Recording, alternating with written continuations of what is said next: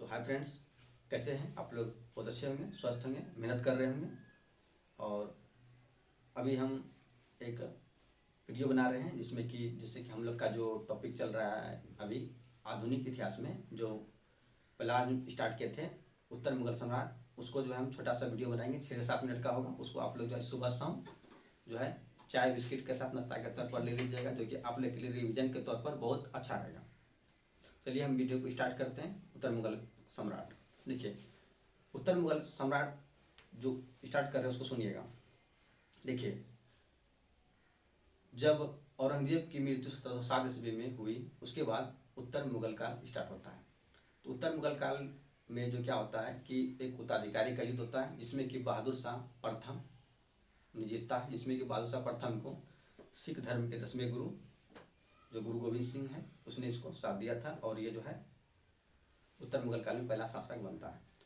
और बहादुर शाह को जो है साहिब खबर के नाम से भी पुकारा जाता था, ठीक है। और बहादुर शाह का मूल नाम मुअज्जम था, ठीक है। उसके बाद अगला शासक बनता है बहादुर शाह के बाद जहांदार शाह, ठीक है।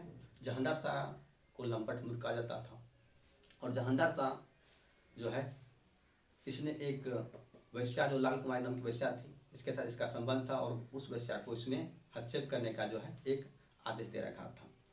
और उसके बाद मुगल कालीन इतिहास में ही एक सैयद बंधु आते हैं, ठीक है। सैयद बंधु जिसमें जो दो भाई रहता है, एक भाई का नाम हुसैन अली खान होता है, एक का नाम अब्दुल्ला खान होते हैं। और इसको जो है नृप निर्माता के नाम से भी जाना जाता है। क्योंकि नृप निर्माता इसलिए इसको जाना जाता है कि इसने क्या करता था कि कोई राजा को योग्य देखा या कुछ देखा उसको मार देता, दूसरा राजा को ये बना देता था, इसलिए इसको नृप निर्माता के नाम से भी जो है सैयद बंधु को जाना जाता था।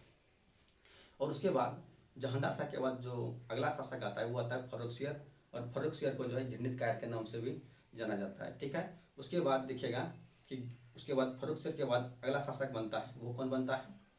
वो बनता है मोहम्मद शाह, ठीक है। कौन बनते हैं? मोहम्मद शाह। ऐसे मोहम्मद शाह के पहले भी दो शासक और बनता है, जो कि उसका जो दो छोटा छोटा कार्य रहता है, जो कि उसको पढ़ना जरूरी नहीं है, ठीक है। उसके बाद देखिएगा कि मोहम्मद शाह क्या हुआ, जो अभी हम थोड़ा देर पहले बोले कि सैयद बंधु जो थे वो निर्माता, वो क्या करता, राजा को मार देना, दूसरा राजा को बना देना। ये इस चाल को जो है मोहम्मद शाह जान चुके थे, ठीक है।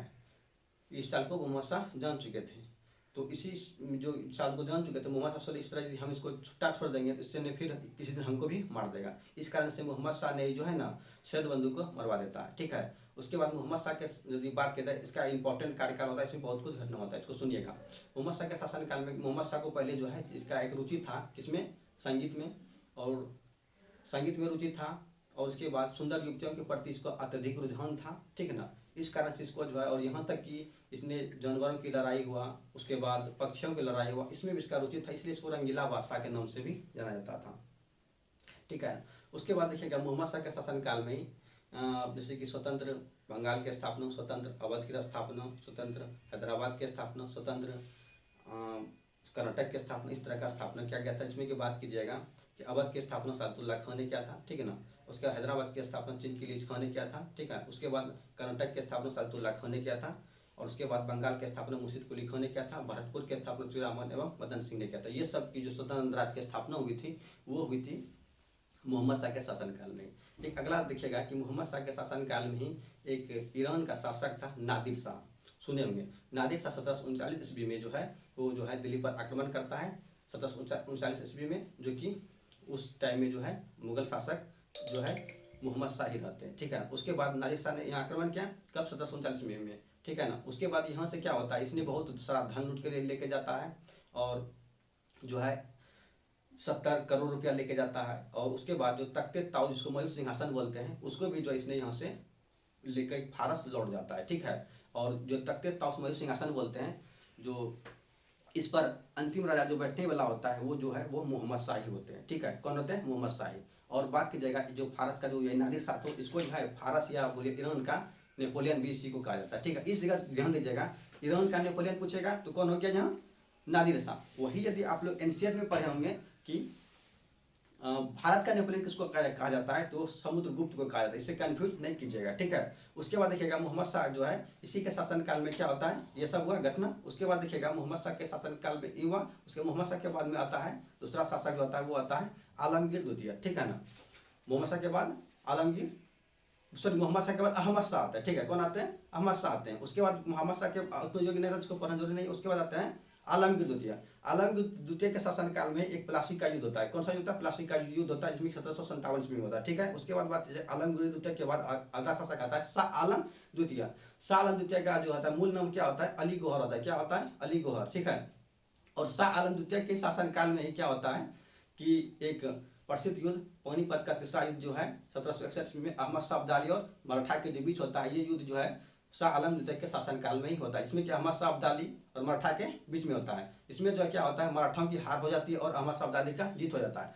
और अहमद शाह अब्दाली का ही जो है क्या नाम था, अहमद शाह अब्दाली हो गया। इसके बाद बात कीजिएगा कि इसमें जो है 1760 ईस्वी में बॉडीवास का युद्ध भी इसी के शासनकाल में होता है। उसके बाद 1764 में बक्सर का युद्ध भी शाह आलम द्वितीय के शासनकाल में ही होता है। उसके बाद बात की शाह आलम द्वितीय के बाद कि अकबर द्वितीय होता है। अकबर द्वितीय जो है उसने जो है राजा राम मोहन राय को राजा की उपाधि भी अकबर द्वितीय नहीं देता है, ठीक है। अकबर द्वितीय के बाद अगला शासक आता है जो कि अंतिम शासक होता है, वो आता है बहादुर शाह जफर या बहादुर शाह द्वितीय, ठीक है। ये अंतिम शासक होता है। इसको भी क्या होता है, ये जब 1857 की क्रांति में जब भाग लेता है तो उसके बाद अंग्रेजों ने इसको पकड़ लेता है, बंदी बना लेता है और इसको जो है पकड़ करके रंगून म्यांमार जो है निर्वासित जीवन जीने के लिए भेज देता है और वहीं पे इसकी मृत्यु हो जाती है, ठीक है। किसका, बहादुर जफर की। और ये पूछा जाता है कि इसका जो है भारत किस मुगल शासक का जो है भारत से बाहर में कब्र है, तो इसी का है, ठीक है ना।